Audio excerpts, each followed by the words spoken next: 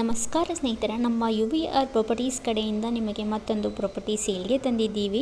ಇವಾಗ ಏನು ನೋಡ್ತಿದ್ದೀರಾ, ಈ ಪ್ರಾಪರ್ಟಿ ಬಂದು ಮಂಡ್ಯದಿಂದ 5 ಕಿಲೋಮೀಟರ್ನಲ್ಲಿ ಲೊಕೇಟ್ ಆಗಿದೆ. ಈ ಪ್ರಾಪರ್ಟಿಯ ವಿಶೇಷವೇನೆಂದರೆ ರೈಸ್ ಮಿಲ್ ಮತ್ತು 20 ಗುಂಟೆ ಜಮೀನನ್ನು ಸಹ ಜೊತೆಯಲ್ಲೇ ಮಾರಾಟ ಮಾಡುತ್ತಿದ್ದಾರೆ.